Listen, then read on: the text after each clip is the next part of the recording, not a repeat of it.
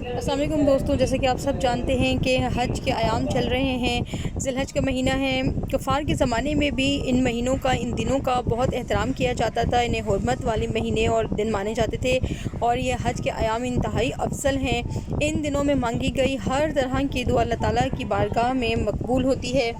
और जैसे ही रमी जमेरात के बाद शैतान के को पहली कंकरी मारी जाती है, उस वक्त तलबिया पढ़नी बंद हो जाती है और उसके बाद तमाम हुज्जाज कराम तकबीरात तशरीक कहना शुरू कर देते हैं।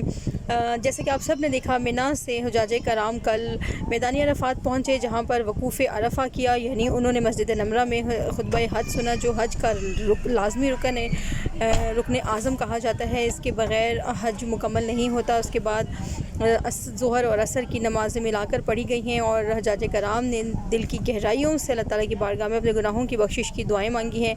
उसके बाद वो मगरिब की नमाज़ के मगरिब से ग़ुरूब आफ्ताब के बाद हज्जाज कराम वहाँ से रवाना हुए मुज़दलिफ़ा की तरफ और खुले आसमान तले उन्होंने रात बसर की। हर हाजी ने वहाँ पर 70 कंकरियाँ चुनी शैतान को मारने के लिए और उसके बाद वहाँ से वो रवाना हुए 70। उसके बाद वो वहाँ से रवाना होंगे मिना की तरफ। जैसे कि आज आपने देखा कि रमी जमेरात के लिए हज्जाज कराम रवाना हुए और शैतान को कंकरियाँ मारी गई हैं। उसके बाद हज्जाज कराम कुर्बानी करेंगे, एहराम की पाबंदी से आज़ाद हो जाएंगे, लेकिन कुछ हज्जाज कराम अभी भी एहराम में हैं और वो तवाफ़ ज़ियारत करेंगे, सही करेंगे।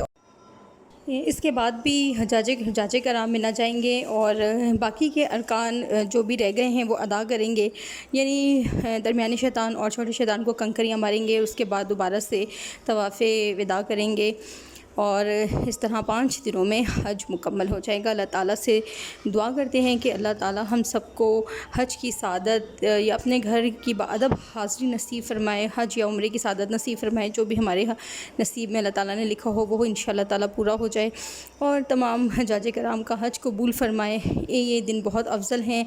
इन दिनों में तकबीरात तशरीक पढ़ना नहायत ही अफजल है। अल्लाह ताला हर मांगी गई दुआ को मकबूल फ़रमाते हैं अपनी बारगाह में। तो कोशिश करें कि ज़्यादा से ज़्यादा वक्त अल्लाह ताला से दुआओं में सर्फ़ करें, अल्लाह ताला की इबादत में सर्फ़ करें, नवाफ़िल अदा करें और तकबीरात तशरीक अपनी ज़ुबान पर जारी रखें। चलें हम भी इन रूह परवर मनाजिर से थोड़ा सा शर्फ़ हासिल करते हैं और देखते हैं।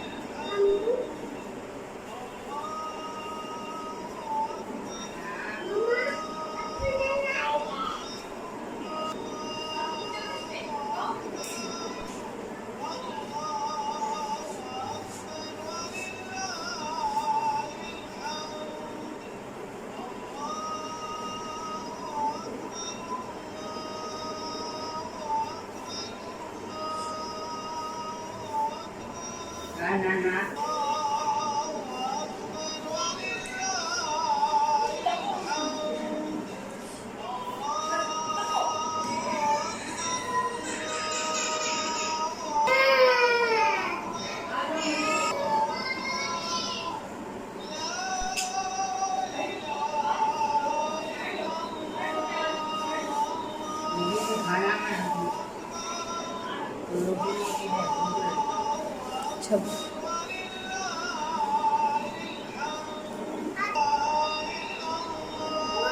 दे रही हूँ।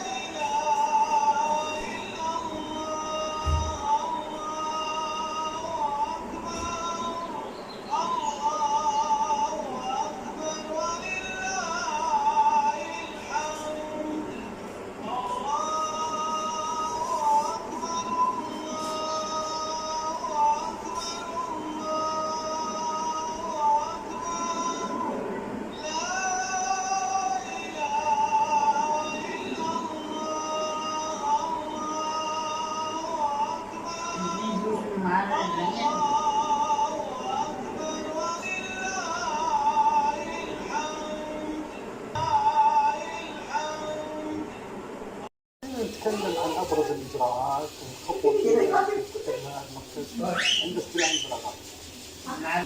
اول اجراء استلام البلاغات والاستخلاف واستخدام طريق التفتيش بمدخل الموقع والتاكد انه فعلا هناك تلوث فيه او مشكله في الموقع المحلي، وعلى الضوء نحن عينات لازمه ومعرفه المستخدم وتطبيق مباشره مع الجهات ذات العلاقه